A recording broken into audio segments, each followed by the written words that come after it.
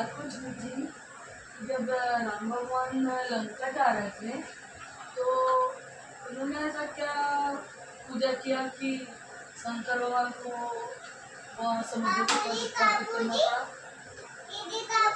ऐसा है कि प्रभु श्री रामचंद्र जी, आप लोग प्रभु श्री रामचंद्र जी जब लंका पर जब आने के लिए लंका आक्रमण के लिए जाने वाले थे, तो वो समुद्र के पास जाके और समुद्र के पास ही भोलेनाथ जी का स्थापना कराना चाहे। तो वो स्थापना के लिए वही मूर्ति स्थापना के लिए, प्राण प्रतिष्ठा के लिए तो पुरोहित चाहिए। तो अब वो पुरोहित उस समय कहाँ मिले, तो वो जामवंत को बोले कि भाई आप कहीं से आचार्य का इंतजाम करो। तो फिर वो जामवंत जी बोले कि ये तो जंगल है और समुद्र है, यहाँ आस पास में कहीं कुछ नहीं है, कोई नहीं रहता है, मैं कहाँ से करूँगा। तो प्रभु श्री रामचंद्र जी बोले लेकिन आचार्य के बिना तो ये हो नहीं सकता पूजा। तो जामवंत जी बोले कि एक है जो, और प्रभु श्री रामचंद्र जी बोले कि लेकिन वो आचार्य ऐसा होना चाहिए कि वो आज तक किसी के यहाँ से दान दक्षिणा ना लिया हो, मतलब कहीं पुरोहिती ना किया हो, वैसा आचार्य चाहिए और ज्ञानी भी चाहिए। तो वो जामवंत जी बोले कि प्रभु ये ऐसा जैसा आप कह रहे हैं वैसा एक है, लेकिन तो रामचंद्र जी बोले कि लेकिन मतलब कौन है वो? तो वो जामवंत जी बोले कि वो लंका में जो दशानन रावण है वो है, आप जैसे बता रहे हैं वैसे ही।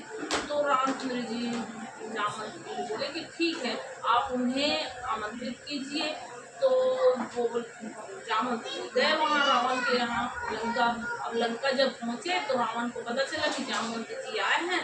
तो जामवंत जी के दादा और रावण के दादाजी दोनों मित्र थे, इसलिए रावण जो है वो जामवंत जी को बहुत आदर सत्कार किया और पूछा कि आपका आगमन कैसे हुआ।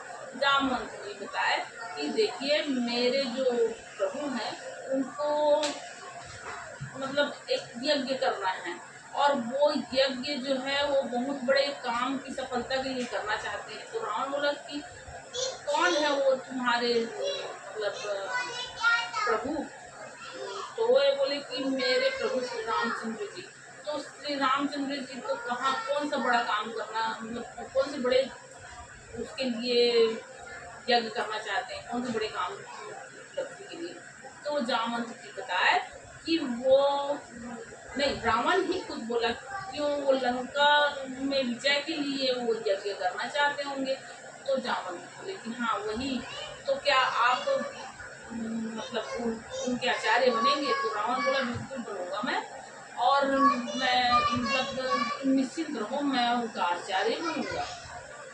अब वो जामवंत जी चले जाते हैं। तो आचार्य बनने अब बन गए कि मतलब मैं आचार्य बनूंगा बोले। तो अब यज्ञ तो कोई भी सफल होता नहीं जब पत्नी नहीं, पति और पत्नी साथ बैठते हैं तब यज्ञ पूर्ण होता है। और रामचंद्र जी के पास उनकी पत्नी थी नहीं, उनकी पत्नी तो रावण के पास थी।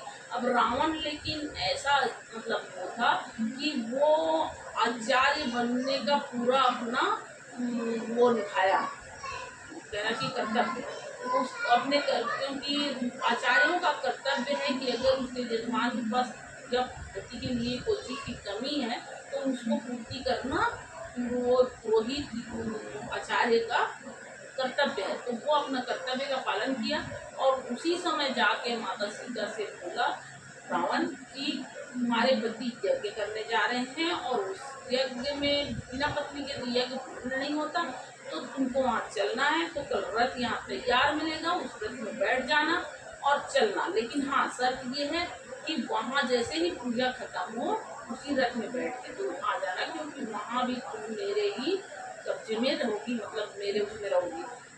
सीता सिर हिला देती है और फिर वो दूसरे दिन रावण जो है वो माता सीता को लेके जाता है वहाँ। अब उसके बाद जब रावण पहुँचता है तो लक्ष्मण जी और राम जी को आदर सत्कार करते हैं, आदर से बैठाते हैं और यज्ञ का सारा सामग्री एकत्रित करते हैं। अब जब यज्ञ युद्ध का समय आता है मतलब चालू करने का, तो रावण बोलता है कि अभी तो तुम्हारे सामान ही पूरा नहीं है, यहाँ सामग्री की कमी है बोलता है।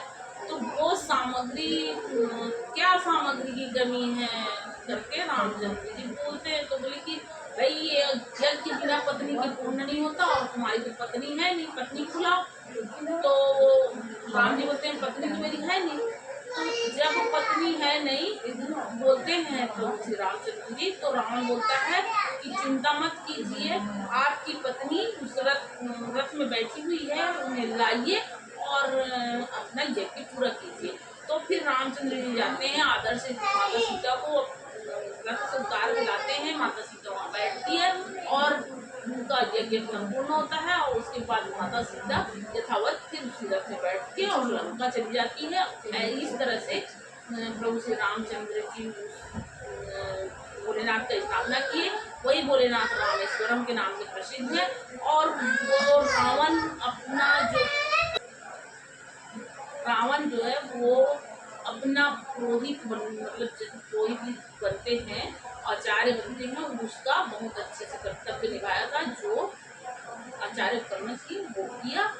तो आचार्य का कर्तव्य है कि अगर जजमान के पास पूजा प्रकृति में कोई चीज़ की कमी हो तो पूरा करना। तो रावण ने उस कर्तव्य को पूरा किया और माता सीता को लेके गया और वो पूर्ण करवाया। ये है वो